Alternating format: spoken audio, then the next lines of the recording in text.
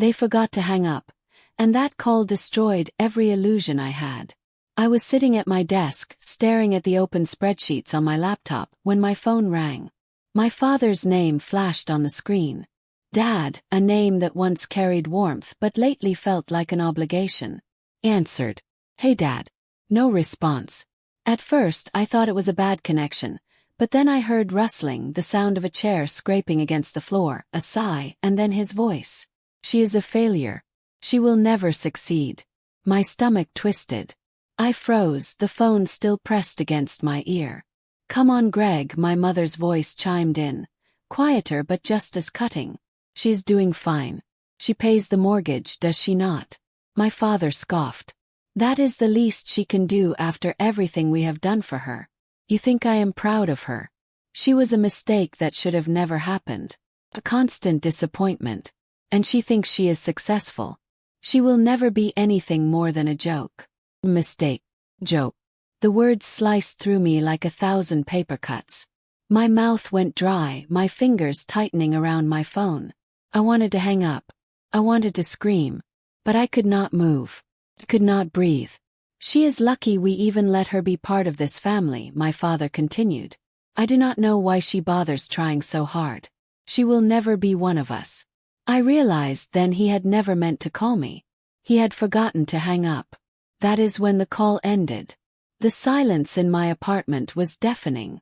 My heart pounded so loudly I thought it would shake the walls. I sat there for a long time, staring at nothing. For the past 6 years, I had been quietly paying their mortgage. They thought their payments were going to the bank. But the truth was, I was the one keeping a roof over their heads. Through JSC Holdings, the investment company I had created with the help of my financial advisor, I had bought their mortgage from the bank after they nearly lost the house.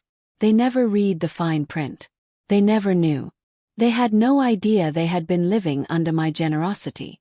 And now I realized they never would have cared. My whole life, I had bent over backwards trying to earn my father's approval. I worked harder than anyone else, climbed higher in my career, made more money than he ever did. But it was never enough. It would never be enough. But this was the moment that changed everything. I exhaled slowly, my hands steady as I reached for my laptop. I opened the folder containing the mortgage agreements, the payment schedule, the ownership documents. My father thought I was a failure, that I was nothing.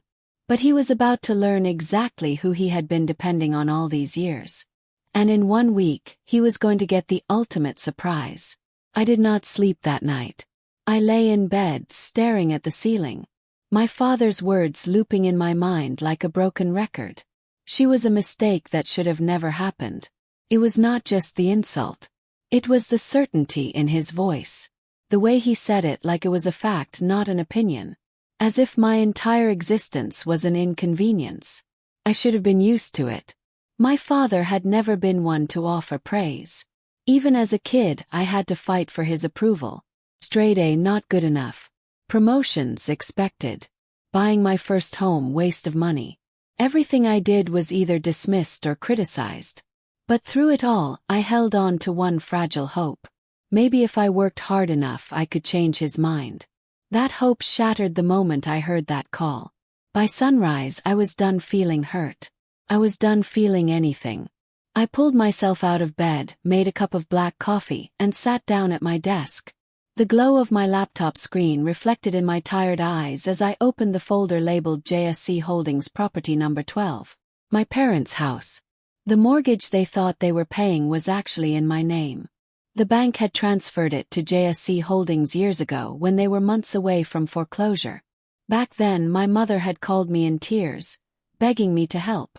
My father had refused to ask, too proud to admit defeat. But I stepped in anyway.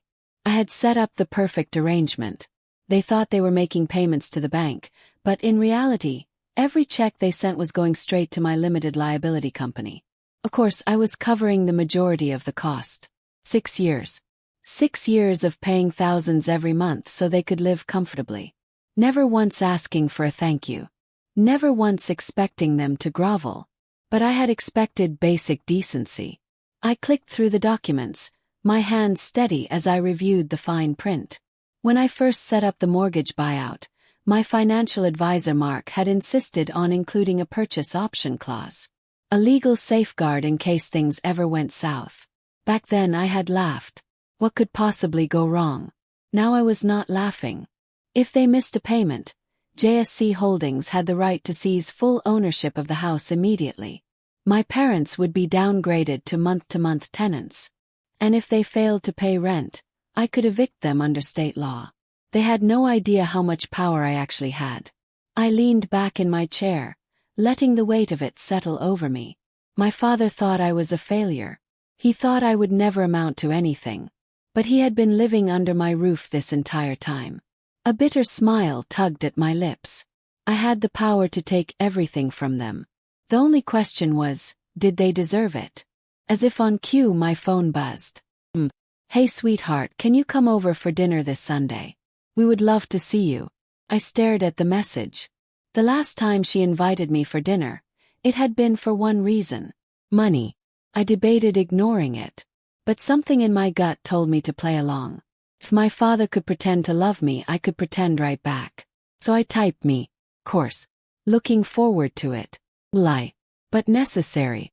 Before closing my laptop, I had one last thing to check. My uncle, my dad's older brother, had always been on my side. He was the only one in the family who had ever treated me like I mattered. I texted him.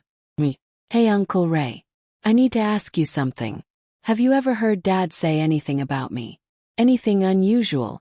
His reply came almost instantly. Uncle Ray.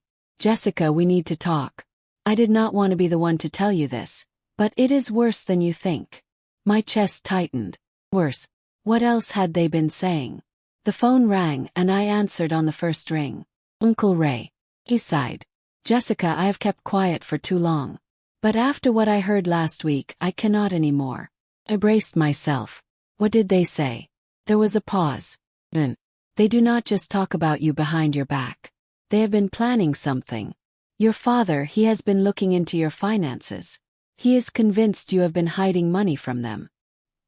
He told your mom last week that if you do not willingly hand over more cash, they will find a way to force your hand. Blood roared in my ears. Force my hand. How he mentioned calling your employer, trying to discredit you. Maybe even contacting the IRS to audit you. A cold, sharp anger settled in my gut. They were not just ungrateful. They were not just cruel. They were willing to destroy me for money. I took a slow breath, my fingers curling into fists. Uncle Ray, I need you to do something for me. Anything, sweetheart. I need proof. I did not know what my parents had planned, but one thing was certain. They thought I was weak. They had no idea who they were dealing with. And in just a few days they were going to learn exactly how wrong they were. I spent the next 2 days preparing. If my father wanted to play dirty, I would show him just how dangerous underestimating me could be. First, I called Mark, my financial advisor. Jessica, he greeted, his voice warm. I take it this is not just a social call. Not exactly, I said, tapping my pen against my desk. I need to know exactly how airtight our agreement is on property number 12. If they miss a payment, how fast can I act? Mark did not even hesitate. Immediately.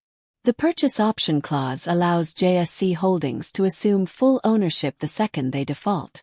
They would have no legal recourse unless they have $350,000 lying around to buy you out. Smirk. They do not.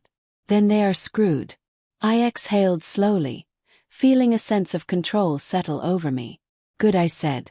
I need you to do one more thing. Watch their account. I have a feeling they are already struggling, and I need confirmation that their next payment will bounce. Mark chuckled. That will not take long.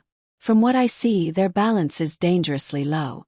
If they do not magically find $5,800 by the 15th, they are toast. I glanced at the calendar. That was in 4 days. 4 days until my father, the man who called me a failure, would wake up to realize he had been living on my generosity. 4 days until he would have to beg me for help.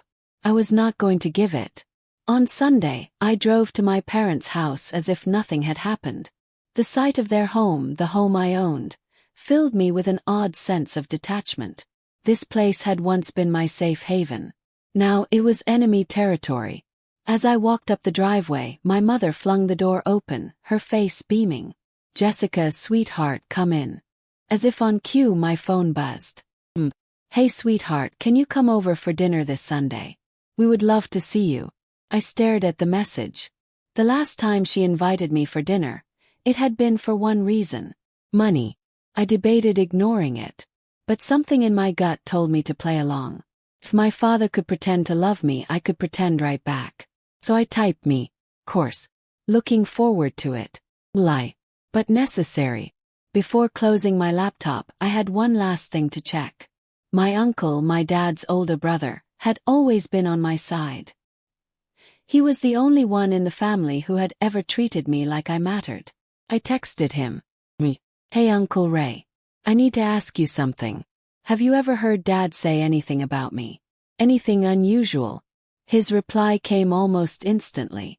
"Uncle Ray. Jessica, we need to talk. I did not want to be the one to tell you this, but it is worse than you think." My chest tightened. Worse. What else had they been saying? The phone rang and I answered on the first ring. "Uncle Ray." He sighed. "Jessica, I have kept quiet for too long. But after what I heard last week, I cannot anymore." I braced myself. "What did they say?" There was a pause. "They do not just talk about you behind your back. They have been planning something. Your father, he has been looking into your finances. He is convinced you have been hiding money from them. He told your mom last week that if you do not willingly hand over more cash, they will find a way to force your hand." Blood roared in my ears. Force my hand. How he mentioned calling your employer, trying to discredit you. Maybe even contacting the IRS to audit you. A cold, sharp anger settled in my gut. They were not just ungrateful. They were not just cruel. They were willing to destroy me for money. I took a slow breath, my fingers curling into fists. "Uncle Ray, I need you to do something for me. Anything, sweetheart. I need proof." I did not know what my parents had planned, but one thing was certain. They thought I was weak. They had no idea who they were dealing with. And in just a few days they were going to learn exactly how wrong they were. I spent the next 2 days preparing. If my father wanted to play dirty, I would show him just how dangerous underestimating me could be. First, I called Mark, my financial advisor. "Jessica," he greeted, his voice warm. "I take it this is not just a social call." "Not exactly," I said, tapping my pen against my desk. "I need to know exactly how airtight our agreement is on property number 12. If they miss a payment, how fast can I act?" Mark did not even hesitate. Immediately. The purchase option clause allows JSC Holdings to assume full ownership the second they default. They would have no legal recourse unless they have $350,000 lying around to buy you out. Smirk. They do not. Then they are screwed. I exhaled slowly, feeling a sense of control settle over me. "Good," I said. "I need you to do one more thing. Watch their account. I have a feeling they are already struggling, and I need confirmation that their next payment will bounce." Mark chuckled. "That will not take long. From what I see, their balance is dangerously low. If they do not magically find $5,800 by the 15th, they are toast." I glanced at the calendar. That was in 4 days. 4 days until my father, the man who called me a failure, would wake up to realize he had been living on my generosity. 4 days until he would have to beg me for help. I was not going to give it. On Sunday, I drove to my parents' house as if nothing had happened. The sight of their home, the home I owned, filled me with an odd sense of detachment. This place had once been my safe haven. Now it was enemy territory. As I walked up the driveway, my mother flung the door open, her face beaming. "Jessica, sweetheart, come in." Her enthusiasm was fake. I knew it now. I stepped inside, the scent of garlic and roasted chicken filling the air. My father sat at the head of the table, arms crossed, his expression unreadable. My mother hovered beside him, placing dishes carefully, as if the perfect dinner would soften whatever they were about to ask of me. My brother Liam leaned back in his chair, smirking. Unlike me, Liam had never struggled for our father's approval. He was the golden child, the one who could do no wrong, despite the fact that he had zero accomplishments to his name. I took my seat, my face a mask of neutrality. "Jessica," my father finally spoke, his voice thick with forced warmth. "It is good to see you." He nodded. "You too, Dad." There was an awkward silence before my mother jumped in. Her voice syrupy sweet. "We have been thinking a lot about family lately," she said, reaching for my hand across the table, "and how important it is to support one another in difficult times." I did not react. "That is true," my father exhaled, as if this was hard for him, as if he were the one making the sacrifice. "The truth is, Jessica, we need your help. The mortgage payment this month is a little tight." Little tight. They were about to default, and he was still downplaying it. "How much do you need?" I asked, feigning ignorance. My mother hesitated. "We were thinking just an extra $3,000 a month. That should keep us stable." I nearly laughed. They had no idea I was already paying $5,800 every single month.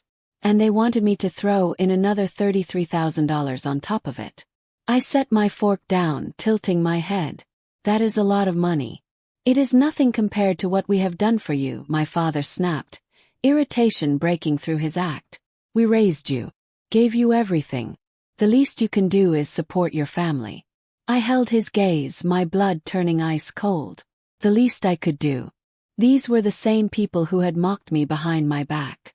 The same father who had called me a failure while living under my roof. I took a slow sip of water, controlling my expression. "I will think about it." My mother exhaled in relief. "Oh, sweetheart, thank you. We knew we could count on you." I forced a smile. They had no idea that in 3 days they would lose everything. That night I got a call from Mark. They defaulted. The words sent a shiver of satisfaction through me. "They what?" I asked, playing dumb. "They did not make the mortgage payment," Mark repeated. "The funds were not there. As of midnight tonight, JSC Holdings officially owns the house outright." I closed my eyes, exhaling slowly. It was done. My father, the man who had looked down on me my entire life, was now my tenant. "Do you want to start the eviction process?" Mark asked. "Not yet. I wanted to see how long it would take for them to realize the truth." I smiled, glancing at the framed family photo on my desk. It was from years ago, back when I still believed my father was capable of love. "Not yet," I murmured. "Let us see how far they are willing to go before they break." 'Cause they would break. And this time I would not be there to catch them. I did not have to wait long. 3 days passed, and the silence from my parents was deafening. No calls, no texts, no guilt-tripping messages about family sticking together. Nothing. I knew why. They had not realized it yet. They still thought their payment had gone through. Still believed they had everything under control. They had no idea the house they lived in, the one they called their home, was no longer theirs. At exactly 9:07 a.m. on Friday morning, the notification arrived in my inbox. Subject: URG. Default notice. Property number 12 from JSC Holdings Legal Department. I opened the email, my heart pounding with a mix of anticipation and satisfaction. The legal notice was cold, formal, and undeniable. Due to failure to submit the agreed-upon mortgage payment by the deadline of the 15th, the purchase option clause has been exercised. Effective immediately, JSC Holdings is the sole owner of the property located at 2nd Street. As per contractual agreements, the current occupants will be considered month-to-month tenants, subject to rental agreements moving forward. Failure to adhere to rental terms may result in eviction proceedings. I stared at the screen, my fingers hovering over the keyboard. This was it. I had all the power now. I did not have to call them first. They came to me. At 9:42 a.m. my phone rang. I let it go to voicemail. At 9:47 a.m. she called again. At 9:50 a.m. it was my father. I let them sweat for a full hour before I finally answered. "Jessica." My mother's voice was high-pitched, frantic. "There has been some kind of mistake with the bank. We just got a notice saying we have defaulted on the mortgage, but that cannot be right. You have to help us." I leaned back in my chair, a slow smile creeping across my face. It is not a mistake. Silence. My mother's voice was barely a whisper. I said it is not a mistake, I repeated, enunciating every word. You did not pay your mortgage. So the house, it is not yours anymore. Stunned pause. Jessica, sweetheart, what are you talking about? My mother let out a nervous chuckle, as if this was all a joke. This is our house. I tilted my head. No, Mom, it was your house. But the second you defaulted, JSC Holdings took full ownership. Legally, you are now tenants. The weight of my words finally landed. Mo. That is impossible. My father's voice cut in, his usual authority cracking with panic. The mortgage is with the bank. We have been paying it for years. I let that hang in the air for a moment, then dropped the final bombshell. You were not paying the bank, Dad. You were paying me. Dead silence. You are lying. My father's voice was low, sharp, but I could hear the fear beneath it. He sighed. No, I am not. 6 years ago, when you almost lost this house, I bought the mortgage. You have been sending your payments to JSC Holdings every month, thinking it was a bank. But it is my company. Paused for effect. I own this house. I always have. My mother's breath hitched.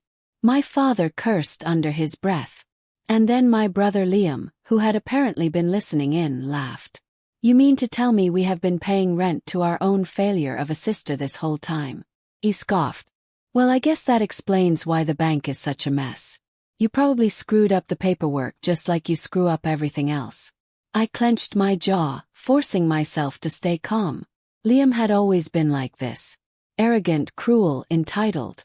Well, since you seem to think I screw everything up, I said smoothly, you're going to love this part. Rent is due in 30 days. And if you cannot pay, you are getting evicted. Jessica, wait. My mother started, but my father cut her off. This is a bluff, he snapped. You would not do this to your own family. I let out a short laugh. Would I? I thought about the years I had spent covering for them. The thousands upon thousands of dollars I had spent keeping them comfortable while they belittled me behind my back. I thought about my father's voice on that phone call. She is a mistake that should have never happened. I thought about how they had planned to blackmail me, ruin my career, steal from me if I did not willingly hand over more money. My father had always believed I was weak. He was about to find out just how wrong he was. I have already spoken to my lawyer, I said calmly. If you do not pay, you are out. And if you try anything, any manipulation, any threats, any accidental damage to the house, I will press charges. You ungrateful little. I hung up before my father could finish the sentence. Within minutes, my phone exploded with messages. Jessica, please do not do this. We are family. Let us talk. You will regret this. Mark my words. Liam. You think you are so smart. You are just a bitter, pathetic loser. We will find a way to take the house back. I read each one, then blocked their numbers. I had spent my whole life bending over backward for them. Now I was done. I leaned back in my chair, staring out the window, letting the weight of everything settle over me. For the first time in years, I was not holding them up anymore. They were finally going to have to stand on their own. And if they fell, that was their problem, not mine. The days that followed were eerily quiet. No calls. No messages. No desperate pleas. I half expected my mother to show up at my door, crying and begging for forgiveness. I expected my father to rage, to try and intimidate me into reversing my decision. I expected my brother to scheme, to find some loophole that would let them keep the house. But none of that happened. Instead, they went silent. I knew why. They were not accepting their fate. They were planning their next move. The desperate attempt came 3 days later, on a Wednesday morning. I was at work when my phone lit up with a call from an unknown number. I ignored it. A minute later, another call came in. And then an email. Subject: urgent. Home foreclosure mistake. From law offices. Clicked it open. Dear Miss Carter. We have been contacted by your parents, Greg and Linda Carter, regarding the recent foreclosure of their home. They believe there has been a misunderstanding and would like to discuss the possibility of reinstating ownership. Please contact us at your earliest convenience to avoid further legal complications. Sincerely, John R. Hastings, Esquire. I closed the email with a smirk. They had hired a lawyer. Course they had. I forwarded the email to Mark, my financial advisor. Less than 10 minutes later, he called me back laughing. They do not have a case, he said. They signed the mortgage contract. They signed the purchase option clause. They signed everything. They cannot fight this in court because legally you are in the right. I exhaled, relieved but not surprised. Figured. But they will not stop, will they? Mark chuckled. Probably not. But there is nothing they can do. I thought about my father. His pride. His arrogance. The way he would rather destroy me than admit he had failed.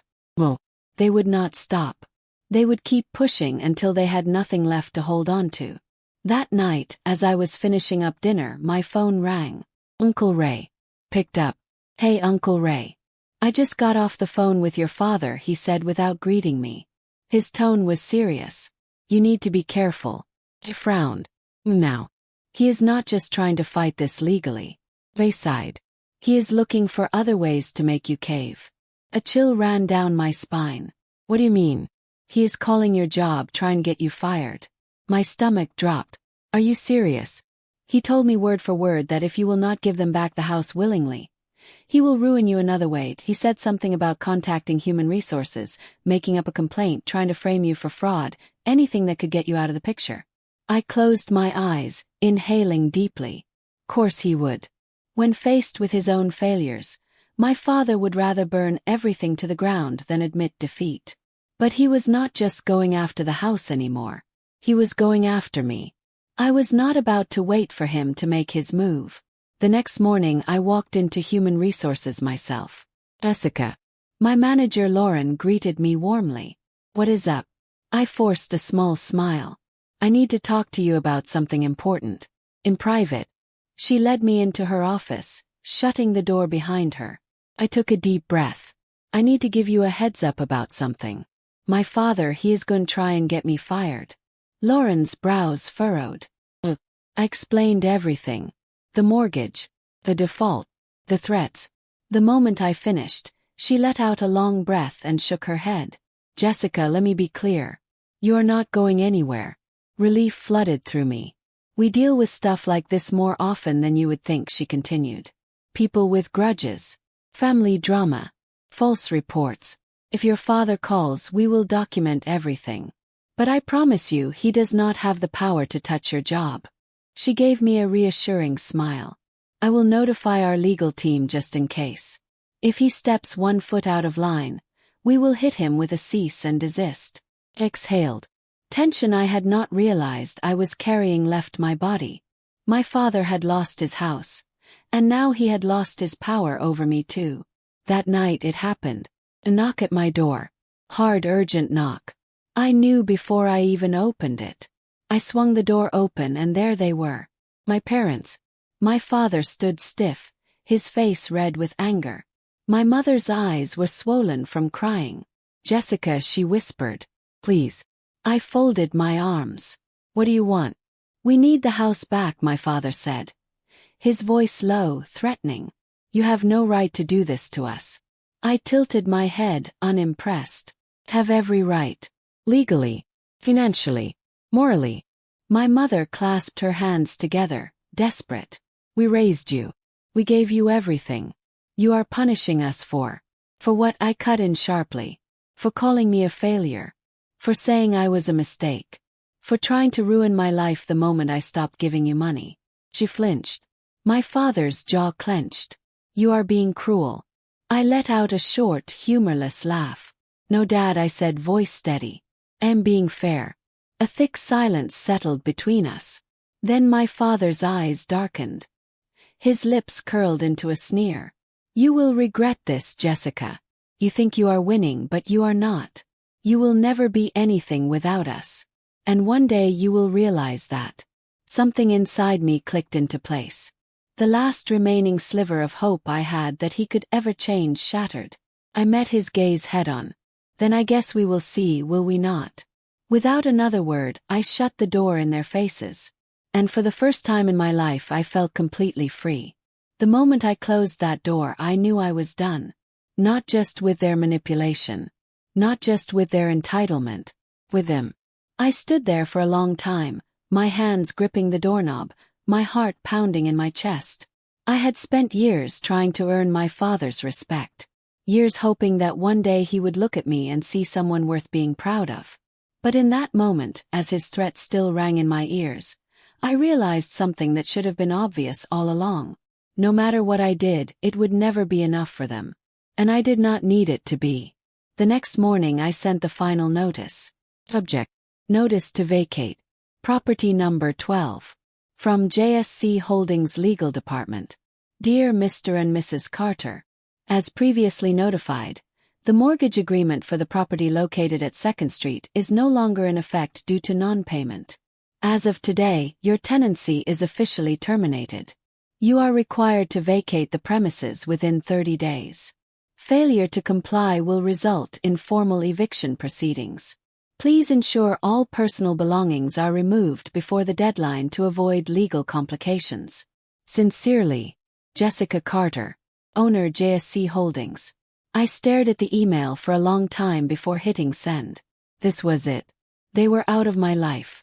It did not take long for the fallout to begin. My mother called me 27 times that day. I did not answer.